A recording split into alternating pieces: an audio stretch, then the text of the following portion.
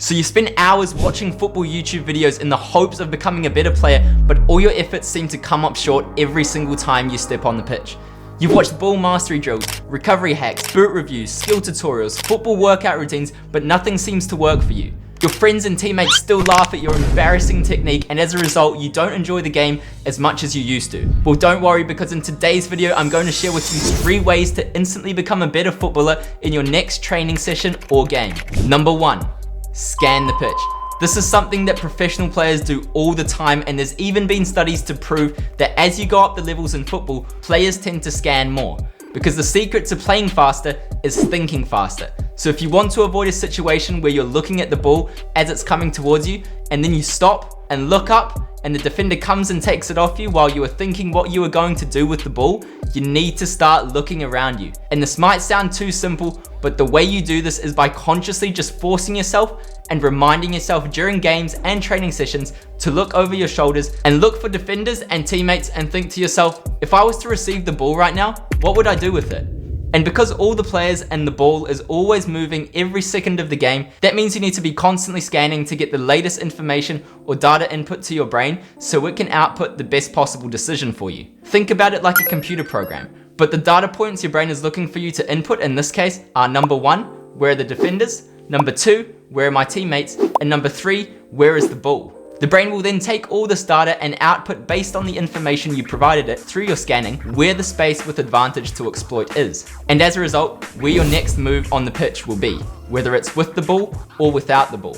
While you might have to force yourself to do it at first, if you stick with it, you'll be doing it on autopilot without having to think about it, as it becomes more and more of a habit the more you do it, and eventually something that you just do naturally every time you step on the pitch. Number 2, communication. All the things I'm sharing in this video are 100% within your control, meaning you can do them regardless of the circumstances around you. It's your choice though, whether you do them or not. Communication is a super important and underrated tool as a footballer. It allows you to receive the ball more, help your teammates out, stand out and look more confident, and overall make you a better player and a more valuable asset to the team. I'll be honest though, I'm not going to sit here and pretend like I'm some master of communication.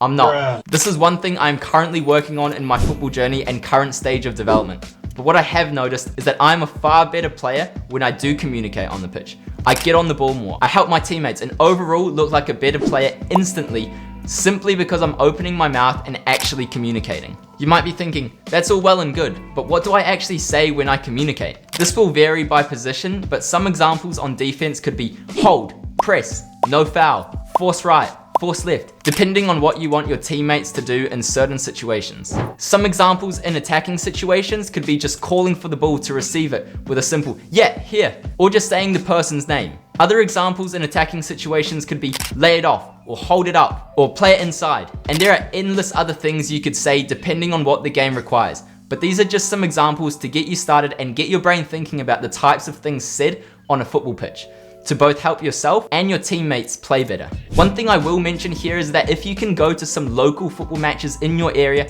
playing at a semi-pro or maybe even the pro level, and watch the games live at the venue, that would be one of the best ways to hear what these players are actually saying during games, if you can get close enough to the action, of course. This is not possible at big games, which is why you need to be going to games which still feature players of a high enough level, but aren't going to have so many fans that you can't hear what is being said. Number 3, do 15 minutes of technical work every single day as an absolute non-negotiable. If there is one thing you could do as a footballer to instantly become a better player and enjoy the game more, it would be to improve your technique. And the easiest way to do that is to set an agreement with yourself that you will do 15 minutes of technical work or ball mastery every single day as an absolute non-negotiable activity in your daily schedule. This is a small investment of time every single day that can easily be accommodated into your schedule. And if you prioritize it and stay disciplined with it, it will keep making you a better player every single day. When you have a strong technical base, you are able to play with more confidence on the pitch because you don't have to worry about how you will control the ball and can instead focus on what you will do with it even before you receive it, which allows you to be one step ahead of the defender at all times. All the best players at all levels of the game have spent countless hours with the ball at their feet. They have made the ball their best friend. So if you can stick to a consistent routine of doing technical ball mastery work every day, you will improve as a player. It's as simple as that. If your friend practiced the piano every day, you would expect him to improve, right? We get good at what we practice and do repeatedly, and your football technique is no different. Put in the time and you will see results. Now is the time to make your next move. Choose the blue pill and you watch another video after this one, and then another one, and spend the rest of your day watching videos looking for the one secret trick that will magically improve your game without having to work for it. It doesn't exist, bro. Or you choose the red pill, you shut down the device you are watching this on and go improve your footballing ability in the real world, even if it's just for 15 minutes today, inside your house doing ball mastery work. The choice is yours. Choose wisely, my friend.